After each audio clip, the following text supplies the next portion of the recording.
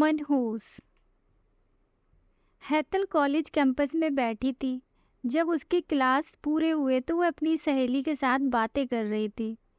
उसे रास्ते से जाते समय गायत्री दिखी। गायत्री को आवाज़ दी, गायत्री इधर आओ। हैतल की आवाज़ सुनते ही गायत्री हैतल के पास गई।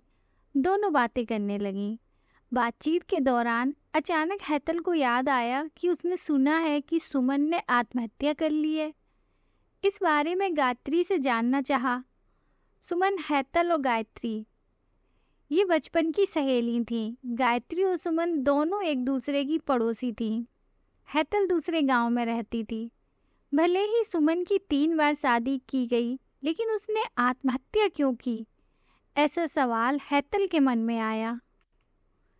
दरअसल वह अपनी प्यारी सहेली की आत्महत्या से बेहद दुखी थी। सुमन 9वीं कक्षा में थी तभी उसकी पहली शादी हुई थी। सुमन देखने में बहुत सुंदर थी।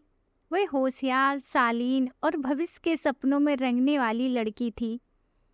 उसने अपने जीवन में कई सपनों को चित्रित किया था, पर घर के लोगों ने उसकी जबरदस्ती से शादी करवा दी। हैतल के पास इतने सारे सवाल थे कि वह नहीं जानती थी कि गायत्री से कैसे पूछूं, लेकिन हर बात की सच्चाई जानना चाहती थी और आखिर में गायत्री से पूछा कि सुमन ने आत्महत्या क्यों की। एक क्षण के लिए गायत्री चुप हो गई। जल्दी से उसके मुंह से शब्द नहीं निकल रहे थे। उसने गहरी सांस ली और बोलना शुरू किया। 3 साल पहले सुमन की शादी अबीर नाम के शख्स से हुई थी। वास्तव में उसकी बहुत अच्छी गृहस्थी चल रही थी। दोनों एक दूसरे से प्यार करने लगे थे। जब भी यह दोनों साथ में बाहर जाते तो सभी कपल इनसे जलते थे। अबीर और उसके परिवार के सभी सदस्य अच्छे स्वभाव के थे। जैसा उसने सपने में जोड़ीदार सोचा था, वैसा ही उसे अपना पार्टनर मिला था। उसके घर की स्थिति मध्यम थी। अबीर का एक छोटा सा होटल था। उसमें से उसके सारे खर्चे बांट देने के बाद कुछ पैसे बच जाते थे। घर की हालत बहुत साफ सुथरी थी। एक दिन वह होटल से घर बाइक पर आ रहा था। एक बड़ी कार से उसका बहुत बड़ा एक्सीडेंट हो गया और इससे उसे काफ़ी चोटें आई। हादसे के बाद उसे अस्पताल ले जाया गया, लेकिन सिर में गंभीर चोट लगने के कारण इलाज के दौरान उसकी मौत हो गई। सुमन को बहुत दुख हुआ, लेकिन उसके ससुराल वालों को गलतफहमी थी कि अबीर की दुर्घटना सुमन की वजह से हुई। वह अपशकुनी है, ऐसा उनको लगता था। उनमें से कोई भी उसे समझ नहीं पाया। अबीर के जाने के बाद कुछ दिनों के भीतर ही सुमन को घर से निकाल दिया गया।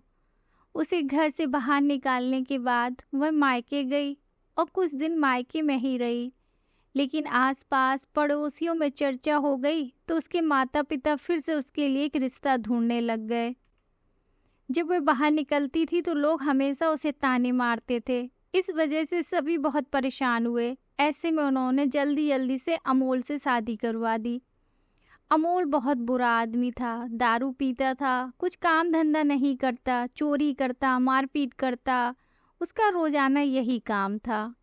इस सब से सुमन को बहुत दुख होता था, पर वह कुछ नहीं कर सकती थी। एक बार एक रात को वह देर से घर आया और जल्दी जल्दी में घर में कुछ ढूंढने लगा। सुमन ने उसे पूछा, पर उसने कुछ भी नहीं बोला। उसे जो चीज़ चाहिए थी वह उसे मिली नहीं। इस वजह से वह वहाँ से बाहर चला गया। सुमन रात भर उसकी राह देखती रही, पर वह आया ही नहीं। दूसरे दिन पुलिस को उसका मृतदेह रास्ते के किनारे पड़ा हुआ मिला। उसका चाकू से किसी ने खून किया था। यह खबर सुमन को पता चली तो उस पर दुख का पहाड़ टूट पड़ा। कुछ दिनों तक वह अपनी ससुराल में रही, लेकिन बाद में ससुराल वालों ने उसे प्रताड़ित करना शुरू कर दिया। इस वजह से सुमन वापस मायके आ गई। घर आकर कुछ दिन ऐसे ही बीत गए। हर दिन आ रहा था और जा रहा था, लेकिन सुमन की स्थिति वही थी। उसकी तरफ देखा नहीं जा रहा था। उसका परिवार उसकी स्थिति को सहन नहीं कर सके, इसलिए उन्होंने उसकी वापस शादी करने का फैसला किया। उसके लिए रिश्ता ढूंढने लगे। उनके रिश्तेदारों में गौतम नाम का लड़का था। उसकी पहले से ही एक बार शादी हो चुकी थी और गौतम से सुमन की शादी करवा दी। सुमन बहुत खुश थी। शादी हुई और कुछ महीनों बाद उसे मालूम हुआ कि गौतम को कैंसर है, ब्लड कैंसर। इस बात का पता चलते ही उसके हंसते हुए चेहरे पर फिर से दुखी हो गया, लेकिन उसने हिम्मत से इन सब का सामना करने का फैसला किया। 5 महीने तक अपने पति की सेवा की, लेकिन आखिरकार 5 महीने बाद उसके पति की मौत हो गई। इस दुख से बहुत तंग आ चुकी थी। कुछ दिन बीत गए, लेकिन बाद में ससुराल वालों ने उसकी जिम्मेदारी लेने से इनकार कर दिया, उसे घर से निकाल दिया। उसके बाद वह फिर मायके चली आई, लेकिन उसके माता पिता, उसके भाई भाभी ने भी उसे घर में आने नहीं दिया। सभी तरफ से रास्ते बंद हो चुके थे उसके लिए। उसे उम्मीद की कोई किरण नजर नहीं आ रही थी। अंत में उसने खुद को खत्म करने का फैसला किया, उसका जीवन समाप्त कर दिया। सुमन की यह कहानी सुनकर हैतल की आंखें आंसुओं से भरकर बह रही थीं। पूरा दिन वह सुमन के बारे में सोचती रही। क्या इन तीनों घटनाओं में बेचारी सुमन का कोई भी दोष था? क्या उसके माँ बाप को सिर्फ उसकी शादी कर उसे हर बार किसी के पास भेज देना सही था?